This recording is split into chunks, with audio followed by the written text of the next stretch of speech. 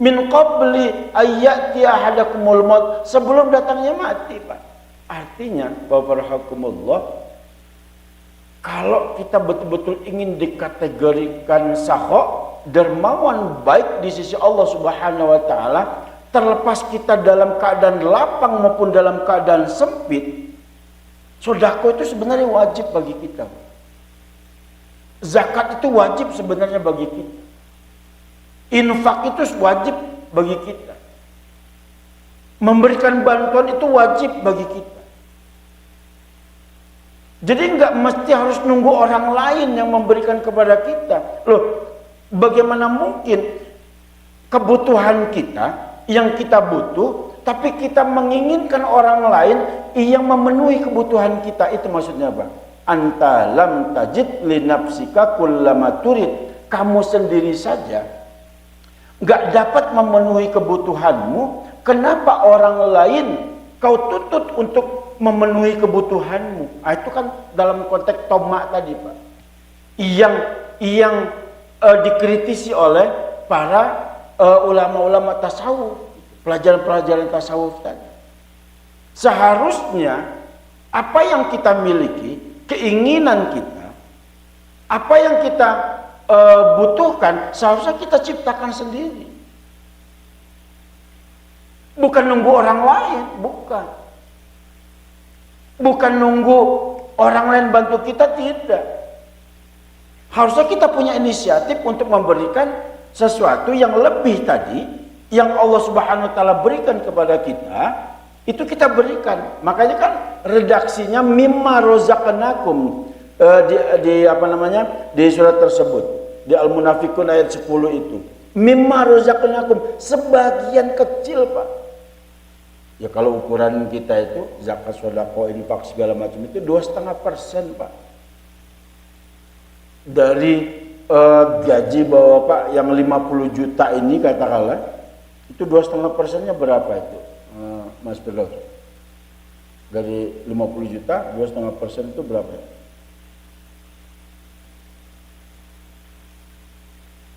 Berapa?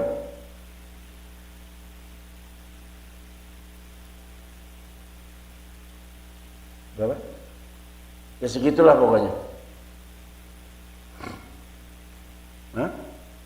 Ya nggak banyak lah ya. Ya katakanlah 1 juta lah umpamanya gitu.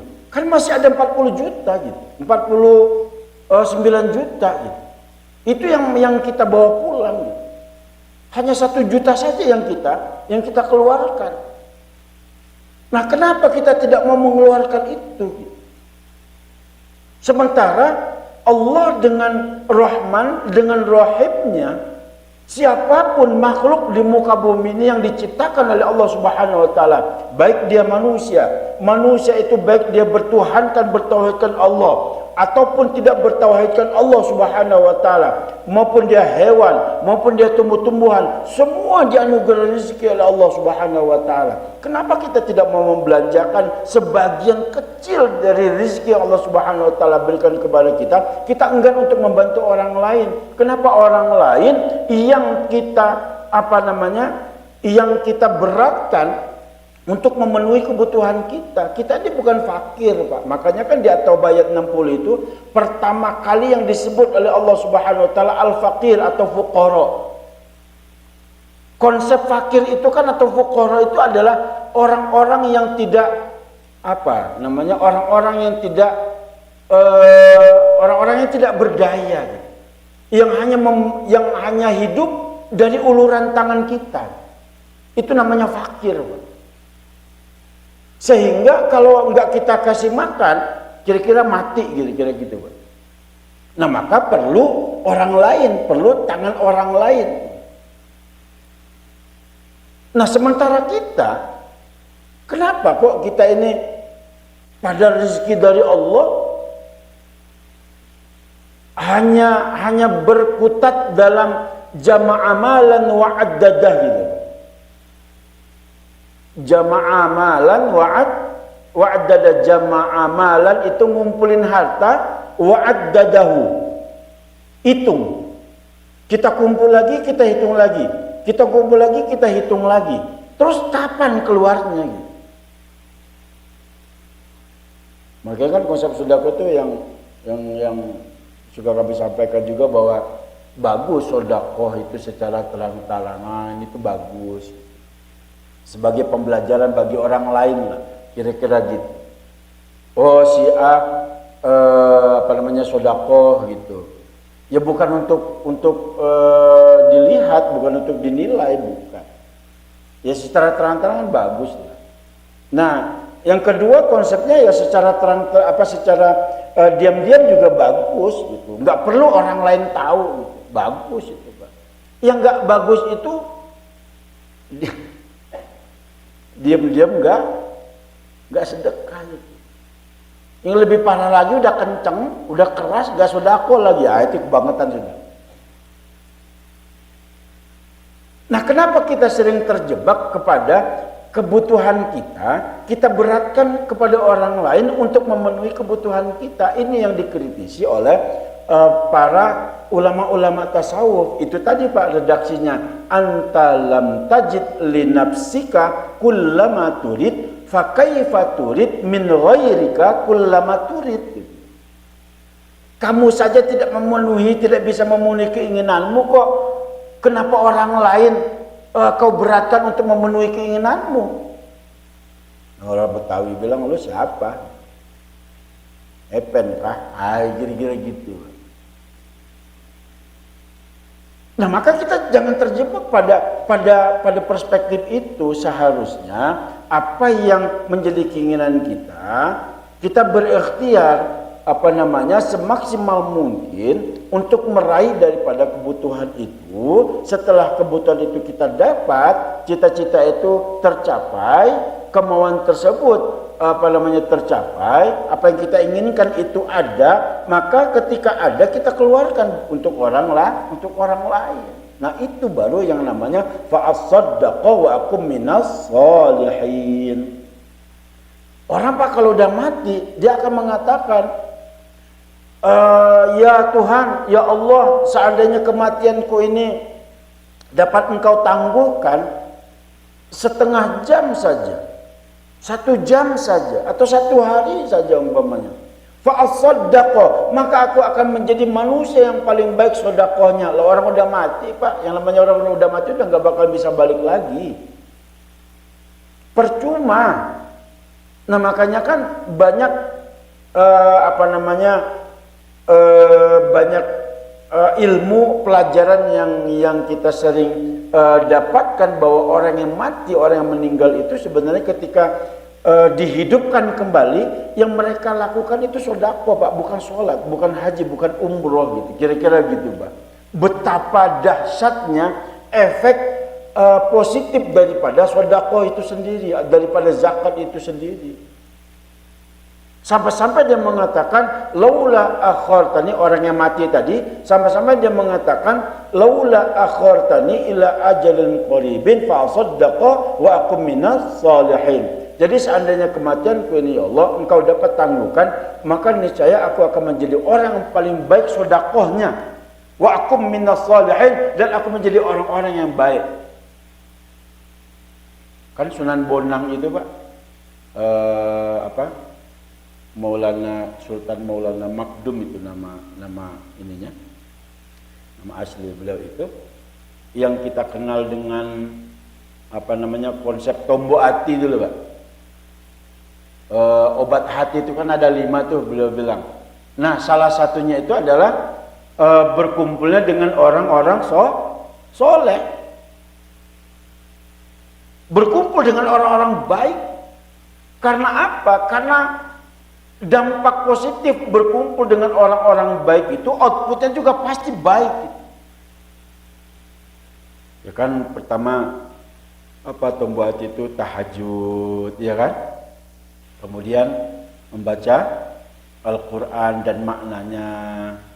Kemudian apalagi Pak? Zikir wengi gitu, zikir yang lama, berkumpul dengan orang soleh. Ya kalau 5 obat hati tadi tidak dapat kita lakukan semuanya, mungkin berat gitu.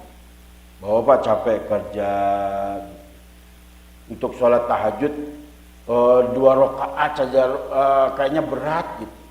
Dia udah baca Quran. Makanya Qurannya yang ada di masjid kita ini jangan dijadikan hiasan, Pak. Dibaca. Makanya sering kami sampaikan, tidak perlu one day one juice deh gitu loh. Bukan nggak penting, bukan nggak perlu one day one juice. Ya, cuman kan, ya mohon maaf, potongan-potongan kayak gini one day one juice itu kan. Ya mohon maaf ya, syukur-syukur bisa two day two juice kan gitu, Pak. 3 days 3 juice. Ya, jus alpukat kayak jus mangga kan, jus melon kan. Tapi kalaupun toh memang terasa berat, one day one juice katakanlah 3 ayat deh. Sambil dihafalin tuh 3 ayat. Minimal istiqomahnya, Pak.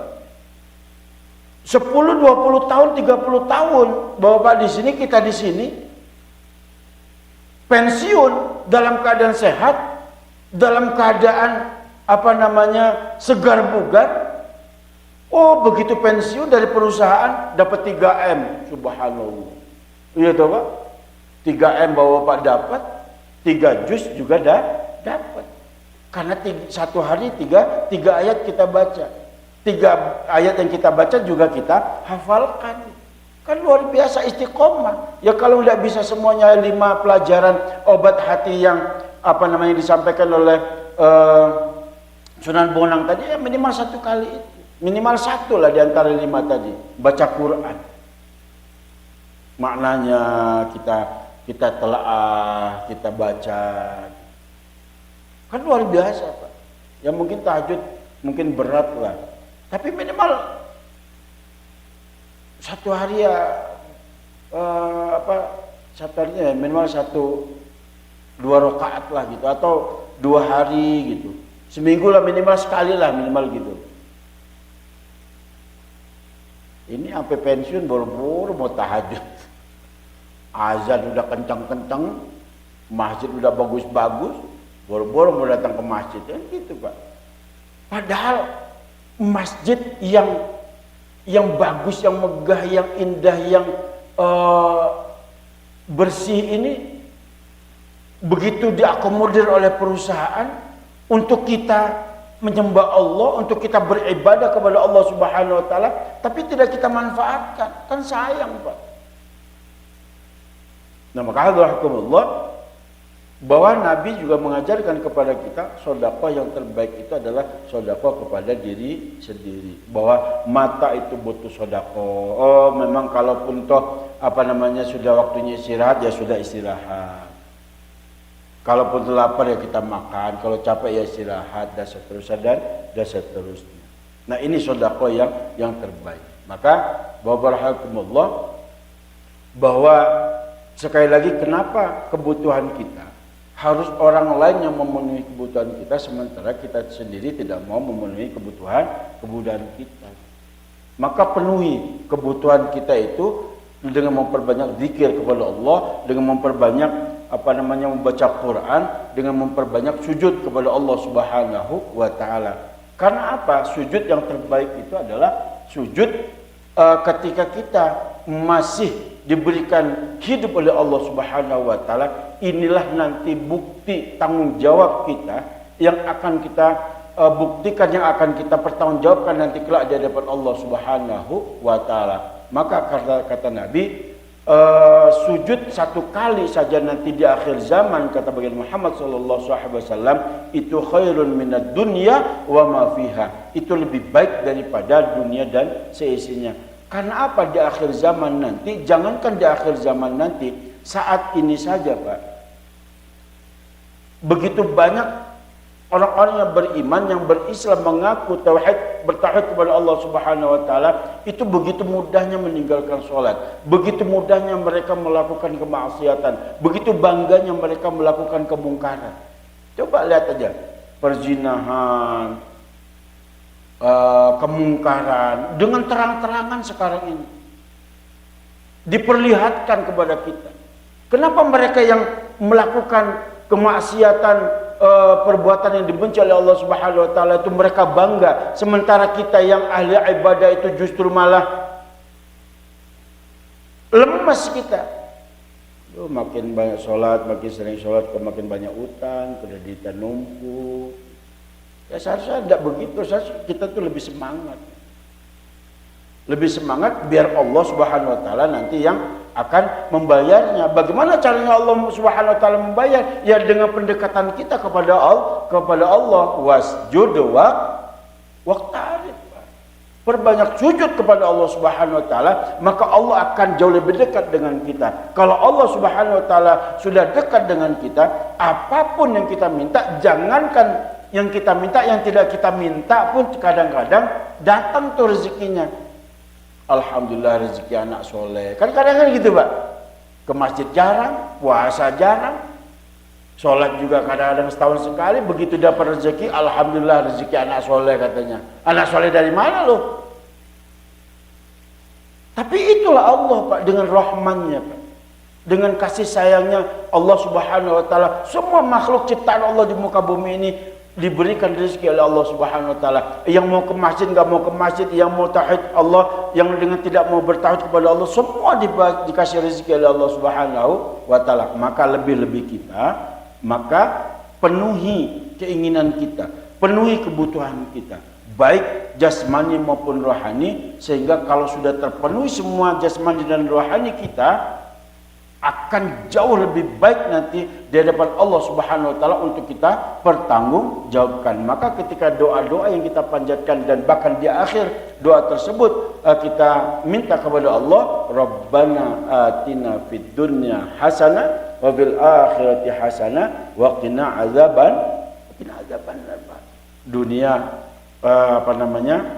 bahagia, akhirat kita bahagia, dan bahkan kita dijauhkan daripada siksaan api neraka. Mudah-mudahan semua aktivitas kita sekali lagi insyaallah meraih daripada ridha Allah Subhanahu wa taala.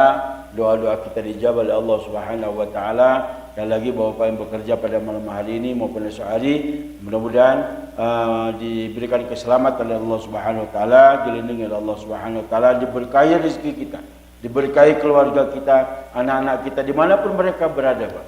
Semua kesulitan, bentuk kesulitan apapun, insyaallah dimudahkan oleh Allah Subhanahu wa taala, dan dijadikan anak keturunan kita adalah anak-anak yang saleh dan salihah, yang pada akhirnya ketika Allah Subhanahu wa taala menutup mata kita, menutup cerita daripada kehidupan kita di dunia ini, insyaallah dalam keadaan husnul khatimah. Amin, Allahumma amin. Hadanallahu wa iyyakum ajma'in, wallahul muwaffiq ila aqwamit thoriq. Kita tutup dengan kafaratul majlis. Subhanakallahumma wa bihamdika, asyhadu la ilaha illa anta, astaghfiruka wa atubu ilaik. Wassalamualaikum warahmatullahi wabarakatuh.